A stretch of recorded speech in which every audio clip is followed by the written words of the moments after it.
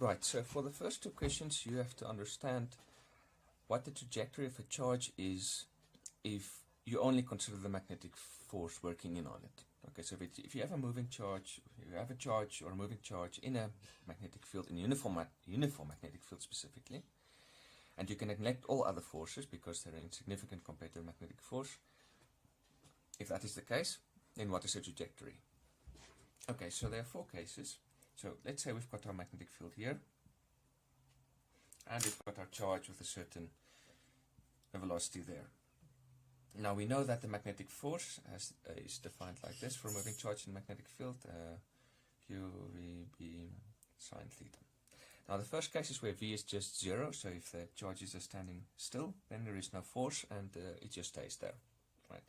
Second case is if theta is 90 or is 0 or 180 degrees. In other words, the charge is moving in the same line as the magnetic field. It's moving like this, in which case the angle is theta is 0. It's moving like this, in which case the angle is 180. In that case, there's no force and the charge just keeps moving as if the magnetic field wasn't there at all. Okay, because there'd be no magnetic force in this case. The charge would just keep moving in accordance with Newton's first law. The more interesting case is when V is non-zero and theta is not 0 or 1. So let's start with the simplest case where theta is 90 degrees. So the velocity vector is perfectly perpendicular to the magnetic field. What happens then? What's the trajectory then? Okay, simple answer, it's a circle. Like on the outside of this coin, just oriented in a certain way and with a certain radius. Now the full explanation for that, if you want to understand that 100%, I think, to my mind at least, I need the calculus answer for that. But we don't have to do that to get a pretty good idea of why that happens. We can give a intuitive kind of hand-waving explanation for why it ends up moving in a circle. Right. So it will be easier to look at this from a different perspective. So let's say our two eyes are here, looking in this direction. So if you look in this direction, wide-eyed guy. Okay, so if you're looking in this direction, what do these vectors look like? If you're looking in this direction, then the magnetic field is into the page, and we've got our velocity vector towards the left, and let's assume it's a small positive charge, right, like a proton, for example. So which direction is the magnetic force then? Okay, so right-hand rule like that, the force is downwards. Force is downwards. Okay. So let's see what does this imply. Now suppose I've got my charge here and it is moving towards the left, so like that. Let's say it's moving towards the left with a certain velocity v, not vector v, just the magnitude of the velocity, like 5 times 10 to the 6 meters per second or whatever it might be. Then it's feeling a force downwards, Fb, right? Then what's going to happen? What's its trajectory going to be just based on this? Well, if the magnetic force wasn't there, it would just keep moving in a straight line towards the left. But because there's a magnetic force pulling it downwards, it will be pulled downwards. So it will have a slightly downwardly curved trajectory. Okay, so it might end up there. Now, here's the thing that you'll just have to understand intuitively, and that is, because this magnetic force is perpendicular to the direction which it is going, it only serves to redirect this velocity. It just redirects the charge. So here it is still moving with the same velocity, but just in a different direction. And if you use the right-hand rule here again, you'll see that so it was like that, but now the velocity is in that direction, so the force is in that direction. So magnetic force is now like that. Okay. So it's still pulling it inwards. And what's happening is this magnetic force is pulling it inwards towards the center of a certain circle.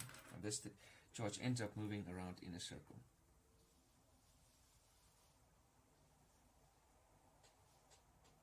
Like that.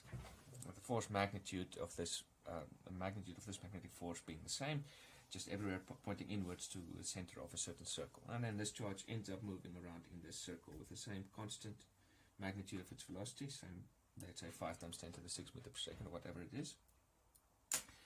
And if you use right hand rule here again, you're going to see it's going to be pointing inwards like that. Okay. So your charge ends up moving in a little circle like this. The magnetic force pulls it inwards, stays perpendicular to it everywhere, and it just redirects the charge. Okay. And this circle trajectory in which the charge is has got a certain radius, of course.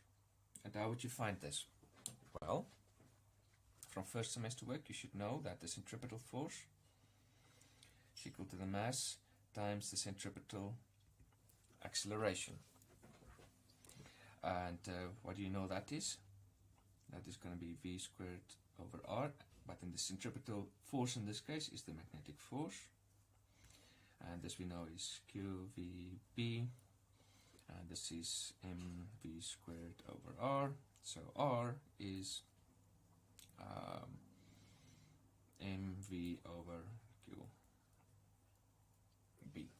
Okay, there you have it. Very simple exercise to find the radius. Okay, so that, relative to this perspective, of course, now the circle in which the charge is moving is like that. Well, what would the circle look like from this perspective? And so if we're looking from the top, if our eyes are up here and we see this, what does a circle look like in this case? Right. Now, you just have to find the orientation using the right-hand rule. You see that there's a charge moving perfectly perpendicular to the magnetic field, and we're only considering the magnetic force. So then you've got to know, yes, it is a circle. So you just have to figure out how the circle is oriented. It's like this, or like that, or like this, or whatever. So if it's moving in this direction, let's see if we can figure out in which direction how the circle in which it's moving is oriented. Okay, so it's moving like that, like that. But using right-hand rule, it's been pulled downwards. So it's not moving like that, it is moving like that. Ah, now I see the circle is going to be like that. I already know it's a circle, I just want to know which way around it is. Okay, so I can see the circle be like that. Or like this, let's say. Okay, right. Okay, so to summarize, if you've got a uniform magnetic field and you've got a charge moving in that magnetic field with a velocity vector that's perfectly perpendicular to the magnetic field, then, assuming you can ignore the electric force and the gravitational force because it's so small compared to the magnetic force, then you've got circular movement. You can go through this little exercise to find the radius, and then just have to use the right-hand rule to figure out how the circle is oriented, like we did here and we did there. Okay, now the remaining possibility is if instead I've got my magnetic field here, same as above, but the velocity vector isn't here anymore. The velocity vector is there. What happens then? Well, in that case, it's pretty simple still. In this case, the velocity vector, of course, can be viewed as having a component perpendicular to the magnetic field and one in the same line as the magnetic field. Right. Let's say V1 and V2. All right. So what happens is the magnetic field effectively doesn't know, in a sense, about this velocity vector. It only knows about this one perpendicular to it. And the trajectory due to this component of the velocity vector, just like above here, is also a circle moving like this. Right? So due to this component, due to this V1, the charge is moving like that. But because it's got this component of the velocity as well, which the magnetic field effectively doesn't know about mathematically, it is not just a circular movement, it is a circle that is moving in that direction. So it is like that. So if this component V2 wasn't there and it was only this V1 component, then it would be a circle just here. It would be the same case as here. But because we've got that component, it is not just a circle, it's a moving circle like that. And that we call a spiral. And you can still go through this exercise to find the radius of that spiral. Just be careful to use the right V. You'd have to use the component perpendicular to the magnetic field. You have to use this V1, not V. Because remember, the magnetic field effectively doesn't know about this V2. Right. Okay, so again, to summarize, if you've you've got the uniform magnetic field, and you've got the velocity vector, charge moving a certain velocity inside that uniform magnetic field. Then if the velocity vector is perpendicular to the magnetic field, then you've got circular motion, and you can find the radius easily, and you just use the right-hand rule to quickly find out how the circle is oriented.